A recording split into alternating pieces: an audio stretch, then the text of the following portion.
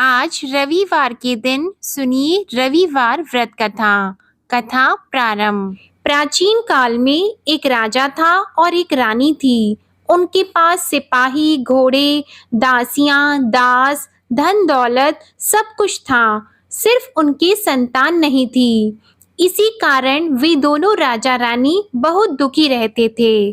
संतान प्राप्ति के लिए उन्होंने हर तरह के दान, धर्म, धार्मिक अनुष्ठान, जप, मंत्र, पूजा पाठ आदि सब किया, लेकिन इससे उनका कोई फायदा नहीं हुआ। जब राजा और रानी वृद्ध होने लगे तो दोनों को बहुत ही चिंता हो गई।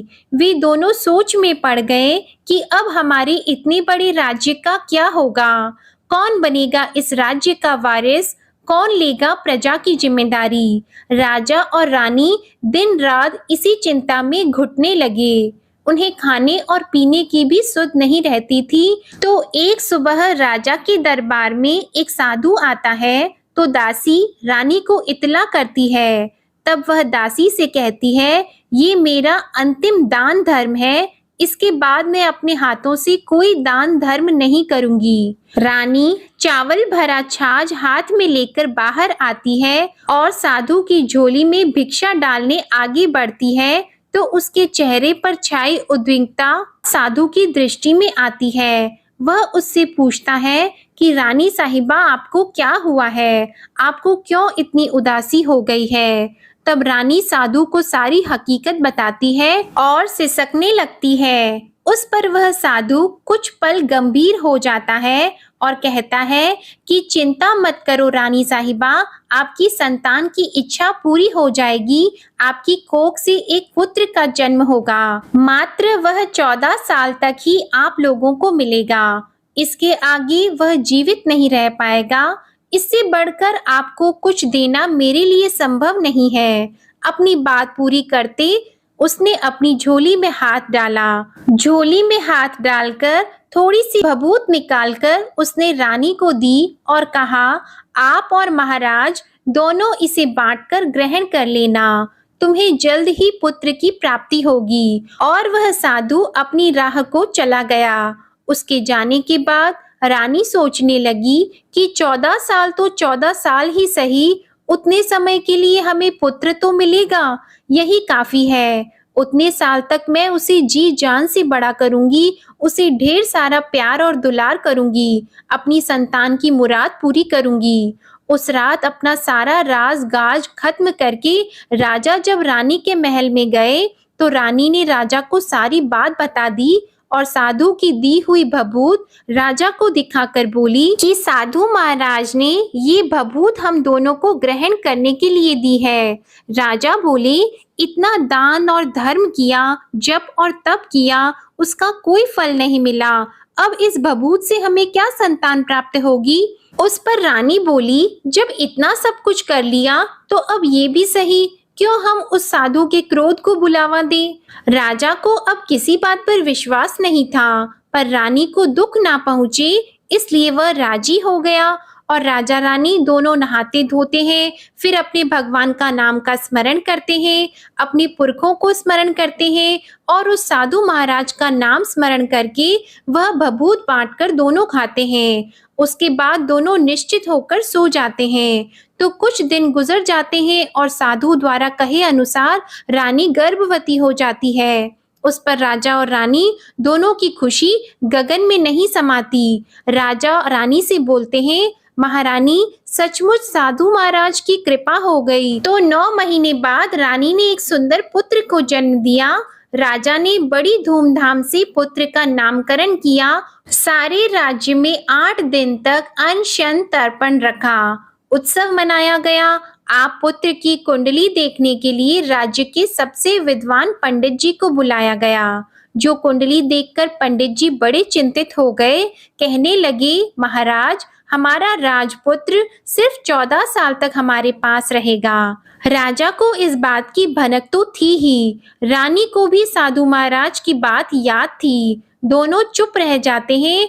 उसके बाद राजा और रानी बड़े प्यार से बेटे की परवरिश करते हैं, उसकी हर ख्वाहिश पूरी करते हैं और थोड़े समय के लिए ही सही भगवान ने संतान की अपनी मुराद पूरी कर ली। इससे वे समाधान मानते हैं। राजपुत्र दिन प्रतिदिन बड़ा होता है। जब वह 7 साल का हो जाता है तो राजा एक अच्छे गुरु की नियुक्ति करके उसे पढ़ाई लिखाई, घुड़सवारी आदि 12 विद्याओं का शिक्षण देते हैं। जब वह सब शास्त्र विद्या में पारंगत हो जाता है और 12 साल की उम्र का हो जाता है, तब एक अच्छी सी राजकन्या खोजकर उसकी शादी करा देते हैं। तो 2 और साल बीत जाते हैं। बेटा 14 साल का हो जाता है। एक दिन राजपुत्र राजा से बोलता है, पिताजी, मैं अपना सारा राज्य घूमकर देखना चाहता हूँ। आज तक मैंने सिर्फ इस रजवाड़े के अतिरिक्त कुछ देखा नहीं है। बेटे की बात सुनकर राजा चिंतित हो जाते हैं, क्योंकि पुत्र को 14वां साल शुरू हुआ ही था।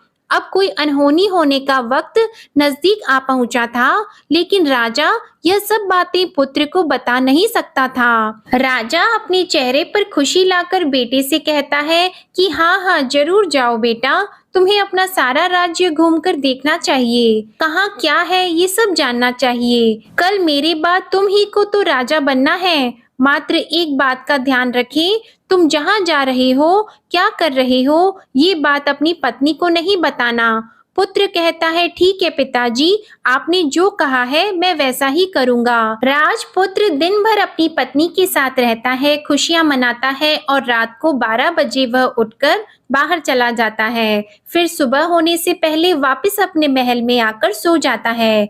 ऐसा बहुत दिनों तक चलता रहा और पुत्र का 14वां साल खत्म होने में कुछ ही दिन बाकी रहे थे। इतने में उसकी पत्नी यानी छोटी रानी रात में जाग जाती है। वह देखती है कि बिस्तर पर राजपुत्र नहीं है। वह महल में सब जगह देखती है तो राजपुत्र कहीं भी नजर नहीं आते। तो वह क्या करती, किससे कहती? वह चुपचाप रहती है।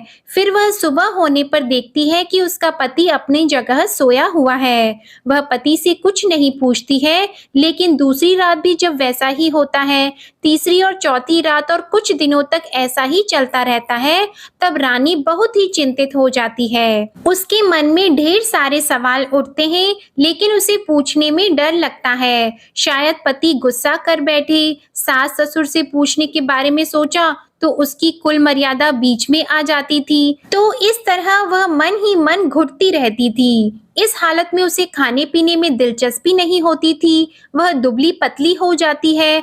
तो उस राज्य में फूल बेचने वाली एक बूढ़ी मालिन थी। वह हमेशा छोटी रानी को फूल देने उसके महल में आती थी। उस बुढ़िया का ध्यान छोटी रानी पर पड़ जाता है। वह उससे पूछती है, बेटी, तुम्हें किस बात का दुख है? तुम इस तरह सूख कर कांटा क्यों बनी हो? उस पर रानी कहती है, क्या बताऊं तुम्हें अम्मा, तुम्हारा राजपुत्र हर रात्रि को बाहर चला जाता है और सुबह वापस लौट कर आ जाता है। वह कहाँ जाता है, क्या करता है, यह सोच सोच कर मैं अन्न जल ग्रहण नहीं कर पाती हूँ और सूख सूख कर इस तरह कांटा बन रही हूँ। बुढ़िया सब बात सुनकर उसे एक उपाय बताती है कि बेटा ऐसा करना, आज रात को तुम सोना मत, उसके पीछे जाकर देखना कि वह कहाँ जाता है, क्या करता है और उसकी अच्छी तरह से पहरेदारी करना। तो छोटी रानी बोली कि अगर मुझे नींद आ गई तो बुढ़िया बोली कि तुम्हें नींद ना आए इसलिए एक काम करना, अपने बाएं हाथ की उंगली में एक जख्म कर देना, उस पर थोड़ी सी मिर्ची छिड़कना, उससे तुम्हें बड़ी जलन होगी और उस पीड़ा से तुम्हें रात भर नींद नहीं आएगी। रानी बुढ़िया के कहे अनुसार वही करती है। उंगली की जलन से उसे बड़ी देर तक नींद नहीं आती, लेकिन बाद में वो सो जाती है। दूसरे दिन सुबह बुढ़िया फूल लेकर उसके महल में पहुंचती है और पूछती है, क्या हुआ बेटी, क्या तुम देख पाई कि पति कहाँ जाता है? रानी कहती है, नहीं अम्मा, पहले कुछ समय जलन के कारण मुझे नींद नहीं आई, पर कुछ देर के पश्चात मैं सो गई। बुढ़िया कहती है, कोई बात नहीं, आज तुम उंगली पर पहले से थोड़ा बड़ा जख्म करना और ज्यादा मिर्च लगाना। तो रानी ने वैसा ही किया। परंतु वह सिर्फ पति को बाहर निकलते हुए देख पाती है, उसके पीछे नहीं जा सकती क्योंकि उसे फिर से नींद आ जाती है। दूसरे दिन सुबह बुढ़िया आती है तो उसके पूछने से पहले ही रानी रोककर कहती है, अम्मा, मैं आज भी उसकी पहरेदारी ठीक तरह से नहीं कर पाई। बुढ़िया कहती है, रोना नहीं बेटी, सब कुछ ठीक हो जाएगा। तुम आज रात जख्म और बड़ा करना और उस पर ज्यादा मिर्ची लगाना और एक काम करना कि जब वह जाने के लिए निकलता है तब उसका रास्ता रोकना। बुढ़िया ने जैसा बताया रानी ने वैसा ही किया। आज रात उसे नींद नहीं आती है। पति जब रात को महल से निकलने के लिए चलने लगता है तो वह बुढ़िया ने जैसा बताया वैसे ही करती है। दौड़कर जाकर पति का रास्ता रोकती है और कहती है, कहाँ जा रहे हो, किससे मिलने जा रहे हो, मुझे बताओ। राजपुत्र उसे समझाने की बहुत कोशिश करता है। देखो, अगर मैंने तुम्हें यह बता दिया तो मैं तुम्हें दोबारा नहीं मिल पाऊंगा। रानी कहती है, कोई बात नहीं, ना मिल पाओ, लेकिन आप रात के समय कहाँ जाते हो यह मुझे बता दो। राजपुत्र निरुपाय हो जाता है। पत्नी की जिद के आगे उसकी एक नहीं चल पाती। ठीक उसी समय उसका 14वां साल खत्म हो रहा होता है, 15वां साल लगने वाला होता है। जो होता है वह हो जाने दो, यह सोचता है और कुछ चावल मंत्रों से सिद्ध करके पत्नी को देकर कहता है कि इन चावल के दानों को हाथ की मुट्ठी में पकड़ना। पहले दाएं हाथ में पकड़े चावल मेरे ऊपर फेंकना, मैं कौन हूँ तुम्हें पता चल जाएगा। बाद में बाएं हाथ में पकड़े चावल मेरे ऊपर फेंकना, मैं जैसा था तुम्हें मिल जाऊंगा। लेकिन यदि तुम बाएं हाथ के चावल मेरे ऊपर फेंकना भूल गई तो मैं तुम्हें कभी नहीं मिल पाऊंगा। रानी ने कहा, नहीं भूलूंगी। रानी बड़े आत्मविश्वास के साथ यह कहकर दाएं हाथ में पकड़े चावल पति के ऊपर फेंक देती है तो राजपुत्र एकदम एक विशाल घोड़ा बन जाता है। एकदम उम्दा सफेद गर्दन पर लंबी अयाल देखते देखते वह तेजी से दौड़ने लगता है। रानी उस घोड़े को एकदम भौचक्की होकर देखने लगती है और पति ने बाएं हाथ के चावल फेंकने की जो बात कही थी वह भूल जाती है। उसकी आंखों के सामने घोड़ा महल से बाहर निकलकर चला जाता है। घोड़ा जो महल से बाहर जाता है तो वापस नहीं आता। अब रानी को बड़ा पश्चाताप हुआ। वह स्वयं को कोसने लगती है, लेकिन अब उसका कोई फायदा नहीं होने वाला था। राजपुत्र अब वापस नहीं आने वाला था। सुबह होते ही महाराजा को सब बात पता चली। उन्हें बहुत दुख होता है। वे बिस्तर पकड़ते हैं और राह देखते हैं कि एक दिन उनका बेटा वापस आ जाए। इस तरह 1 महीना गुजरता है, 3 महीने गुजरते हैं, आखिर 6 महीने पूरे हो जाते हैं। राजपुत्र का कोई अता पता नहीं चलता। प्रधान राजपुत्र को ढूंढने के लिए राज्य के गांव-गांव सिपाही भेजता है, लेकिन उन्हें कोई सफलता नहीं मिलती। इधर रानी अपनी हठ के कारण पति गायब हो गया है, ये सोचकर स्वयं को मन ही मन कोसती है और प्रण लेती है कि कुछ भी करके पति को ढूंढ कर लाएगी और उसे वापस घर लेकर आएगी। एक दिन सुबह उठकर सास ससुर के महल में जाती है और कहती है कि मैं अपने पति की खोज में जा रही हूँ। महाराजा को और क्या चाहिए था, कुछ भी करके उनका बेटा उन्हें वापस मिलने चाहिए था। वे बहू को जाने की अनुमति देकर कहने लगे, बेटी तुम्हें जो चाहे वह करो, जहाँ जाना है वहाँ जाओ, लेकिन हमारे बेटे को वापस लेकर आओ। अब रानी अपना शाही भेष बदलकर एक सेठानी बन जाती है। कुछ दासियों को, कुछ नौकरों को साथ ले लेती है, कुछ सामान साथ ले लेती है और राज्य की सीमा पर जाकर वहां एक भोजनालय खोल देती है। वहां आने वाले सब यात्रियों को खाना मुफ्त में देने लगती है। मात्र एक शर्त रखी कि खाने वाले को उसकी देखी हुई कोई अजीब चीज उसकी मालकिन को यानी राजकन्या को बतानी पड़ेगी, तो वहां आने वाला हर नागरिक अपनी तरफ से मैंने ये देखा, मैंने वह देखा कहकर वहां से मुफ्त खाना खाकर जाता था। परंतु रानी को जो बात चाहिए थी वह अब तक नहीं मिली थी। ऐसे ही कुछ दिन बीत गए तो रानी के महल में फूल लेकर जाने वाली बुढ़िया के एक बेटा और बहू थे। उनका एक छोटा बेटा था, यानी बुढ़िया का एक पोता था। तो बेटा और बहू सुबह काम के लिए निकलते थे तो पोते को संभालने की जिम्मेदारी बुढ़िया पर रहती थी। दिन भर पोते को संभालती थी। एक दिन बुढ़िया को पान खाने की आदत थी, तो पान लगाने के लिए चूना चाहिए था। वह उसे तैयार करने के लिए सीपियाँ लेकर आई। इन सीपियों को भूनने के लिए गोबर के कंडे चाहिए थे। कंडे इकट्ठा करने के लिए वह बांस की टोकरी लेकर चरवाहे के मैदान में गई। वहां बहुत सारे कंडे थे। उन्हें जमा करते करते उसे घर आने में अंधेरा हो गया। इस ओर शाम होते ही काम से वापस आकर बेटा और बहू घर पहुंचे तो देखा कि बच्चा घर पर अकेला है और रो रहा है। वे दोनों गुस्से से लाल पीले हो गए। इतने में बुढ़िया घर आ पहुंची। बेटे ने पूछा, पोते को घर अकेला छोड़कर कहाँ गई थी? बुढ़िया बताने लगी कि मैं गोबर के कंडे इकट्ठा करने गई थी। इस पर बेटा बोला, दोबारा बच्चे को अकेला घर पर छोड़कर यदि कहीं गई तो मैं तुम्हें बहुत पीटूंगा। बुढ़िया कहने लगी, नहीं बेटा, फिर कभी ऐसा नहीं करूंगी। लेकिन दूसरे ही दिन बुढ़िया वह बात भूल गई और फिर चरवाहे के मैदान पर कंडे इकट्ठा करने चली गई। शाम को जब बेटा और बहू काम से वापस लौटे तो देखा कि बच्चा घर पर अकेला है और रो रहा है। अब उसके बेटे की सहन शक्ति खत्म होने लगी और बुढ़िया के वापस आने पर उसे घर से निकाल दिया।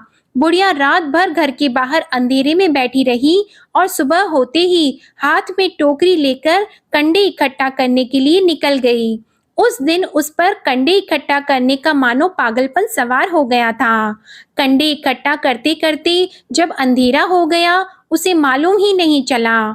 उसे जब ध्यान आया तो गांव का रास्ता भी ठीक तरह से दिखाई नहीं दे रहा था। वह अंधेरे में आंखें फाड़कर देखती देखती किसी तरह आगे निकल पड़ी तो एक कपिला गाय छन छन की आवाज करते गली की घंटी बजाते ठुमक कर उस मैदान पर आ गई। उसे देखकर बुढ़िया सोचने लगी कि इस गाय के पीछे पीछे जाऊंगी तो गांव तक पहुंच जाऊंगी। तब बुढ़िया उसके पीछे पीछे जाने लगी। वह गाय उस मैदान से लेकर एक एक करके 6 मैदान पार करती है। आखिर में वह 7वें मैदान तक पहुंचती है तो क्या होता है कि उस मैदान पर एक बड़ा सा पत्थर है। गाय जाकर उस पत्थर को अपना सींग मारती है। जब गाय ने सींग मारा तो वह पत्थर दूर हट गया और पाताल में नीचे जाने की सीढ़ियां दिखाई देने लगी। तब वह गाय उन सीढ़ियों से नीचे जाने लगी। बुढ़िया वह सब देख रही थी और झट से जाके गाय की पूंछ को पकड़ लिया। वह गाय के साथ नीचे पाताल में पहुंच गई और तुरंत ही गाय की पूंछ छोड़ दी और इधर उधर देखने लगी। उसने देखा कि वहां दीप और दिए जलते हैं और तेज रोशनी गाय के ऊपर पड़ती है और वहां अद्भुत घटनाएं घटने लगती है। गाय के नीचे जाते ही उसके गले में अपने आप सांकल पड़ गई और छमछम करके कोई दूध आड़ी में गाय का दूध दुहने लगा। लेकिन जो भी कोई वह कर रहा है वह मात्र दिखाई नहीं दे रहा है। बुढ़िया बहुत घबरा गई, कहाँ आकर फंस गई यह सोचने लगी और यहाँ वहाँ छिपने के लिए जगह ढूंढने लगी। लेकिन उसे कहीं भी जगह नहीं मिली। हर जगह उजाला ही उजाला था। तो वह एक कोने में खड़ी हो गई और जो कुछ सामने हो रहा था उसे चुपचाप देखने लगी। उसने देखा कि वहाँ एक उम्दा सफेद घोड़ा और 2 कुंड थे। उसमें से एक कुंड में उस घोड़े ने छलांग लगाई और ऊपर आ गया और उस घोड़े को अब राजपुत्र का रूप प्राप्त हो गया। उसने दूसरे कुंड के पानी में स्नान किया, वहां रखे नए कपड़े पहने और नजदीक ही एक सुंदर पलंग था, उस पर आकर वह बैठ गया। उसके सामने अपने आप 5 पकवानों की थाली आ गई। दूध की एक प्याली भी आ गई, 5 सुपारी आ गई। उसके सामने एक दिया जलता रहा और राजपुत्र ने खाना खाया, पानी पिया, 5 सुपारी खाई और बिस्तर पर लेट जाने से पहले सूर्य देव का स्मरण करके सामने जलते हुए दिए से पूछा, हे दीपंकर, मेरे माता पिता क्या कर रहे हैं? दिया बताने लगा, बेटे के शोक में डूबे हैं। राज कौन संभाल रहा है? तो उसने बोला कि राज्य प्रधान संभालते हैं। उसने पूछा कि मेरी पत्नी क्या करती है? तो दिए ने बोला कि उसने चौराहे पर भोजनालय शुरू किया है और आते जाते लोगों से वह नई खबर के बारे में पूछती रहती है। दिए के यों कहते ही राजपुत्र कहने लगा कि ठीक है, उसके बाद वह सो गया। बुढ़िया कोने में खड़ी हुई सब देख रही थी। ऐसी अद्भुत घटना उसने जिंदगी में पहली बार देखी थी। उसे अंदर ही अंदर चुलबुलाहट होने लगी। वह अपनी भूख प्यास भूल गई और आगे क्या होता है कि उसे उत्सुकता से देखने लगती है। लेकिन उसके बाद और कुछ घटनाएं नहीं घटती। रात गुजर गई और सुबह हो गई। पलंग पर सोया हुआ राजपुत्र उठा और फिर से पहले वाले कुंड में छलांग लगाई। तो अब वह फिर से घोड़ा बनकर कुंड से बाहर आ गया। वह तेजी से उच्च पाताल नगरी से बाहर निकल गया, लेकिन वह कहाँ गया बुढ़िया को कुछ पता नहीं चला। उसके बाद पिछली रात की तरह कोई उस गाय को छमछम करके दूध दोहने लगा। जैसे ही दूध दोहना खत्म हुआ, उसके गले की सांकल अपने आप खुल गई और वह गाय तेजी से ऊपर जाने लगी, सीढ़ियों की ओर भागने लगी। गाय को दौड़ता देखकर बुढ़िया सोचने लगी कि अब गाय के साथ यहाँ से ऊपर जाना ही समझदारी होगी, नहीं तो कोई मुसीबत आकर उसके ऊपर टपक जाएगी। झट से उसने गाय की पूंछ पकड़ ली और गाय के साथ ऊपर आ गई। गाय जब मैदान में पहुंची तो उस सुरंग का रास्ता अपने आप बंद हो गया और उसके मुंह पर एक बड़ा सा पत्थर पहले की तरह खड़ा हो गया। ऊपर आकर वह गाय जंगल की ओर निकल गई। इधर बुढ़िया एकदम बावली सी हो गई। उसने पाताल नगरी में जो कुछ देखा था वह जल्द से जल्द किसी को बताने के लिए उतावली हो गई। उसे एकदम याद आया कि नगर की सीमा पार कोई औरत भोजनालय चलाती है और नई बात बताने वालों को अच्छा खाना पीना मुफ्त में देती है। वह सोचने लगी कि क्यों न मैं ये बात उस औरत को जाकर बताऊं। यदि उसे ये बात पसंद आ गई तो बाकी जीवन खाने पीने की झंझट से मुक्ति मिल जाएगी। बुढ़िया ने मन में तय किया और तुरंत उस भोजनालय के द्वार पर टंगे नगाड़े के सामने खड़ी हो गई और जोर जोर से नगाड़ा बजाना शुरू कर दिया। नगाड़े का इस तरह शोर सुनकर मालकिन यानी छोटी रानी मन में प्रसन्न हो जाती है कि शायद कोई बड़ी बात लेकर यहाँ आया है। रानी सिपाहियों को आदेश देती है, जाइए और जो कोई आया है उसकी अच्छी तरह खातिरदारी कीजिए। आदेश पाते ही सिपाही नीचे दौड़ गए तो एक बुढ़िया नगाड़ा बजा रही थी। उन्होंने पूछा, क्यों नहीं बुढ़िया, क्या हुआ, क्यों नगाड़ा बजा रही हो? बुढ़िया बोली, कुछ नहीं बेटा, यहाँ खाना मिलता है ना, इसलिए आई हूँ। खाना चाहिए मिलेगा, लेकिन तुझे कोई नई बात बतानी पड़ेगी। हाँ बताऊंगी, एक बात मालूम है मुझे। इस पर सिपाही उसे अंदर लेकर गए। उनको मालकिन का आदेश था कि जो कोई बूढ़ा बुजुर्ग वहां आए उनके साथ अच्छी तरह पेश आना, उनका अच्छे से आदर सत्कार करना। तो सिपाही ने उस बुढ़िया का भरपूर आदर सत्कार किया। यह उसे बड़ी सिद्ध थाली भरकर व्यंजन परोसते हैं। बुढ़िया कुछ दिनों से भूखी थी, वह खाने पर टूट पड़ी। खाना खाने के बाद सिपाही ने उसे नई साड़ी पहनने को दी। उसके बाद उसे लेकर रानी के पास आए। बुढ़िया और रानी ने तुरंत एक दूसरे को पहचान लिया। तब रानी ने बुढ़िया से कहा कि अम्मा अब बताओ तुमने क्या नई बात देखी है? नई बात? मैंने कोई नई बात नहीं देखी है। बुढ़िया बोली, वह तो मेरे पास तुम्हें देने के लिए खाने के पैसे नहीं थे, इसलिए मैंने झूठ कहा और नगाड़ा बजाया। रानी ने कहा, अम्मा घबराना नहीं, मैं किसी को तुम्हारा नाम नहीं बताऊंगी। फिर भी बुढ़िया ने कहा कि मेरे पास कोई नई बात नहीं है। इस पर रानी ने उससे कहा, देखो अम्मा, यदि तुमने मुझे वह नई बात बताई तो जिंदगी भर मैं तुम्हारी देखभाल करूंगी और तुम्हें रानी माता की तरह रखूंगी। अब बुढ़िया बताने को तैयार हो गई। उसने जो कुछ उस चारागाह वाले मैदान पर देखा था वह सब कुछ कुंवर रानी को बता दिया। बुढ़िया की वे बातें सुनकर कुंवरनी को यकीन हो गया कि वह राजपुत्र उसी का पति है। वह तुरंत बुढ़िया से कहने लगी कि अब माँ मुझे उस जगह पर ले चलो। तब बुढ़िया बोली, नहीं बेटी, वह पाताल राज्य है, सांप है। यदि किसी ने तुम्हें देख लिया तो तुम्हारी जान खतरे में पड़ सकती है। लेकिन रानी उसकी एक भी नहीं सुनती, उसे उस जगह ले जाने के लिए हठ करने लगी। आखिर में बुढ़िया ने उसका कहना मान लिया और कहने लगी, ठीक है, मैं तुम्हें वहां ले जा सकती हूँ, पर आज नहीं, कल वहां जाना है तो शाम को ही जाना होगा।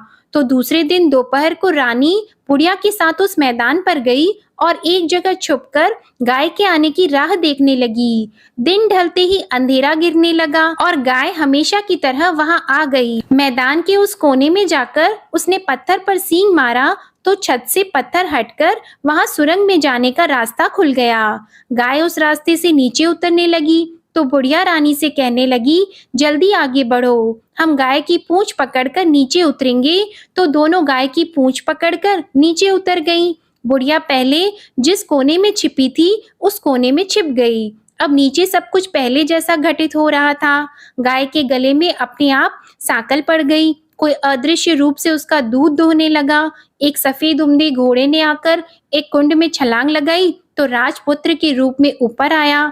वह राजपुत्र दूसरे कुंड में नहाने लगा। बाद में उसके सामने खाने की थाली आ गई, दूध की प्याली आ गई, पान का बीड़ा आ गया। राजपुत्र सब ग्रहण करके सोने के लिए पलंग पर गया तो सोने से पहले सूर्य देव का स्मरण करके वह दिए से पूछने लगा, दीपांकर मेरे माता पिता क्या कर रहे हैं? तो दिया कुछ जवाब नहीं देता बल्कि वह बुझने लगता है। तब राजपुत्र को कुछ घटित हुआ है इसका संदेह हो गया। वह उदास हो गया और जो कुछ हुआ है वह हो जाने दो ऐसा सोचकर फिर से बिस्तर पर लेट गया। अब रानी का संयम छूट गया। वह दौड़कर पति के पास गई और उसके पैर पकड़ने के लिए आगे बढ़ने लगी। राजपुत्र तुरंत ही पत्नी को पहचान गया। वह छत से पीछे हट गया और चिल्लाने लगा, नहीं नहीं, मुझे मत छूना, सर्वनाश हो जाएगा। रानी दोनों हाथ जोड़कर पति से अपनी भूल स्वीकार करने लगी। स्वामी, मुझसे भूल हो गई। मुझे आपसे नहीं पूछना चाहिए था कि आप रात को कहाँ जाते हो। मैं अपनी भूल स्वीकार करती हूँ। मुझे मेरी भूल की सजा मिल गई है। अब आप घर चलो। आपके वियोग में आपके माता पिता ने बिस्तर पकड़ लिया है। आपकी प्रजा भी बहुत दुखी है। उस पर राजपुत्र कहने लगा, वही तो एक बार तुम गलती कर बैठी हो, अब दोबारा मत करना, नहीं तो अब मैं तुम्हें जो दिख रहा हूँ वह अभी नहीं दिखूंगा। रानी अब विलाप करने लगी, जोर जोर से जमीन पर सिर पटकने लगी। राजपुत्र के मन में उसके प्रति दया उत्पन्न हो गई। वह उससे कहने लगा, यदि तुम मुझे पाना चाहती हो तो तुम्हें एक काम करना होगा। काम कठिन है लेकिन वह तुम्हें अकेले ही करना होगा। रानी ने कहा, कहो स्वामी, कितना भी कठिन काम हो मैं वह पूर्ण करूंगी। रानी कहने लगी। इस पर राजपुत्र ने उसे बताया, इस पाताल से ऊपर जाते ही तुम्हें एक घना जंगल नजर आएगा। ऐसे 6 जंगल पार करने के पश्चात तुम्हें एक 7वां जंगल मिलेगा। वह जंगल सबसे घना है। उस जंगल के बीचों बीच एक पीपल का पेड़ है। उसके आसपास की जगह पत्ते, फंदे, जटाएं आदि से ढक चुकी है। वहां बाघ, शेर, सांप और भालू बैठते हैं। तुम्हें उन सबको भगाकर वह जगह साफ करनी है। उसको गोबर से लिपाई करके पवित्र बनाना है, रंगोली से सजाना है। उसके बाद वहां धूप, कपूर, अगरबत्ती जलानी है। फूल और कुमकुम से पेड़ की पूजा करनी है। दूध और दही से बने चावल का भोग चढ़ाना है। ये सब तुम्हें दोपहर को 12 बजे से पहले करना है। 12 बजने के समय तुम्हें उस जगह पर बैठकर सूर्य भगवान का ध्यान करना है। ठीक 12 बजे सूर्य भगवान का रथ वहां उतरेगा। वे सब देखकर खुश हो जाएंगे और कहेंगे कि जिस किसी ने भी ये सब किया है उसे मैं मनचाहा फल दूंगा। तो तुम सामने जाकर उसके रथ का दाहिना घोड़ा मांगना, मैं तुम्हें मिल जाऊंगा। इतनी बात कहकर राजपुत्र अपने पलंग पर सो गया और छोटी रानी भोर होने की राह देखने लगी। भोर होते ही वह बुढ़िया के साथ गाय की पूंछ पकड़कर ऊपर आ गई। ऊपर आने के बाद वह बुढ़िया से कहने लगी, अम्मा, अब मैं अकेले ही आगे जाऊंगी, तुम भोजनालय वापस चली जाओ। वह जंगल में जाकर राजपुत्र की बताई जगह ढूंढने लगी और स्वयं आरी से वह जगह साफ कर दी। बाद में राजपुत्र ने जैसे बताया वैसे ही लिपाई पोताई करके वापस आ गई। दूसरे दिन सुबह होने से पहले उठी और जंगल में उस जगह पहुंची। वहां जाकर इत्र और गुलाब का पानी छिड़ककर उस जगह सुगंधित धूप अगरबत्ती जलाकर उसे पवित्र किया और पूजा की सब सामग्री वहां तैयार कर सूर्य भगवान का ध्यान करके बैठ गई। जैसे कि पति ने बताया था कि दोपहर को ठीक 12 बजे सूर्य भगवान का रथ उस पीपल के पेड़ पर आकर रुका है। सूर्य भगवान ने जब रथ से नीचे देखा तो सुगंधित वातावरण देखकर वे बहुत प्रसन्न हो गए। फिर वे बोले, जिस किसी ने यह काम किया है वह यहाँ आकर आज मुझसे कुछ भी मांगे मैं उसे दे दूंगा। रानी ने जब ये शब्द सुने तो बिना समय गंवाए दौड़कर उनके सामने आ गई और उनको साष्टांग नमस्कार करके बोली, भगवान, वह मैं ही हूँ, मैंने ही यह जगह साफ की है। अच्छा, तो तुम्हें जो चाहिए वह मांगो। भगवान, मुझे आपके रथ का दाहिना घोड़ा चाहिए। सूर्य भगवान बोले, नहीं नहीं, मैं तुम्हें और कुछ भी दे सकता हूँ, लेकिन यह घोड़ा नहीं दे सकता। मेरे रथ के 12 घोड़े हैं, तुम चाहो तो कोई और घोड़ा मांग लो, लेकिन यह दाहिना घोड़ा नहीं, वह मैं तुम्हें नहीं दे सकता। छोटी रानी ने एक नहीं सुनी, वह सूर्य देव से एक ही बात कह रही थी, वही दाहिना घोड़ा दे दीजिए, नहीं तो मैं आपके पैरों में गिरकर अपनी जान दे दूंगी। अब सूर्य देव धर्म संकट में पड़ गए। उन्होंने वचन दे दिया था, अब अपने वचन से पलट भी तो नहीं सकते थे। ठीक है, दे दिया तुम्हें घोड़ा, सूर्य देव ने कहा। फिर एक बात और भी कही, देखो, मैंने तुम्हें घोड़ा तो दे दिया है, लेकिन वह तुम्हें यहाँ नहीं मिलेगा, तुम्हें उसे पाताल में जाकर लाना होगा। रानी बोली, पाताल में ही क्यों भगवान, मैं उन्हें पाने के लिए कहीं भी जा सकती हूँ। रानी को वचन देकर सूर्य देव अपने मार्ग को चले गए और इधर रानी जंगल से अपने भोजनालय में आ गई। फिर वह बुढ़िया को लेकर उस मैदान पर आ गई और जल्दी ही शाम हो गई। शाम होते ही वहां वह गाय आ गई और उसने सींग मारकर सुरंग का पत्थर हटाया और नीचे उतरने लगी। रानी और बुढ़िया जल्दी जल्दी उसकी पूंछ पकड़कर नीचे उतर गईं। नीचे पाताल में सब घटनाएं पहले की तरह ही घटने लगी। घोड़े का एक कुंड में नहाकर राजपुत्र बन जाना, नहा धोकर पलंग पर जाकर बैठना, तो उसे खाने की थाली, दूध की प्याली आना, पान का बीड़ा आना। लेकिन आज एक नई बात घटी। आज 2-2 थाली, 2-2 दूध की प्याली और 2-2 पान के बीड़े उसके सामने आए। वह कुछ नहीं बोला। अपने हिस्से की थाली खाकर, दूध पीकर और पान का बीड़ा चबाकर वह सोने चला गया और हमेशा की तरह दिए से पूछने लगा, दिए दिए दीपंकर, मेरे माता पिता क्या करते हैं? दिए ने बताया, वे दोनों तुम्हारे शोक में मरने की स्थिति में पहुंच गए हैं। ऐसा? झट से उसकी आंखों में आंसू टपकने लगे। फिर वह पूछने लगा, दिए दिए दीपंकर, मेरा राज्य कौन चला रहा है? तुम्हारा राज्य प्रधान चला रहा है और वह सब कुछ हड़प चुका है। वह प्रजा पर बहुत अत्याचार कर रहा है। यह सुनकर राजपुत्र को बहुत गुस्सा आया। वह गुस्से से अपनी मुट्ठी भींचने लगा। अब वह पूछने लगा, दिए दिए दीपंकर, मेरी पत्नी क्या कर रही है? अब दिया कुछ नहीं बोला और चुप रहा। अब रानी का संयम जवाब दे गया। वह दौड़कर पति के गले लग गई। अब मैं तुम्हें मिल गया। राजपुत्र कहने लगा, सच कहते हो? अब आप फिर से घोड़ा तो नहीं बनोगे ना? नहीं, दोबारा घोड़ा नहीं बनूंगा। तुमने जो इतने सारे कष्ट उठाए हैं मुझे पाने के लिए, इसलिए सूर्य देव ने मुझे सदा के लिए घोड़े के जन्म से मुक्त कर दिया है। राजपुत्र ने बड़े प्यार से कहा और उसे गले लगाया, उसके आंसू पोंछे और कुछ देर के पश्चात सुबह हो गई तो गाय की श्रृंखला टूटकर वह ऊपर भूलोक जाने लगी। रानी, राजपुत्र और बुढ़िया उसकी पूंछ पकड़कर ऊपर आ गए।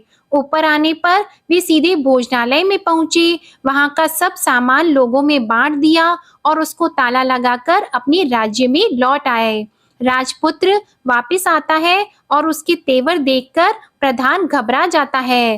राजपुत्र ने उसे बंदी बनाकर कैद खाने में डाल दिया और राज्य की बागडोर अपने हाथ में ले ली। उसके बाद वह अपने माता पिता को मिलने उनके महल में गया। तब राजपुत्र क्या देखता है कि उसके माता पिता उसके शोक में अस्थि पंजर बने हुए हैं। पुत्र को वापस आया देखकर मरणासन राजा रानी की आंखों से टप टप आंसू बहने लगे। इन दोनों ने पुत्र को गले लगा लिया, उसे प्यार से सहलाया और इतना होने के बाद उनकी सेहत में एकदम सुधार आने लगा।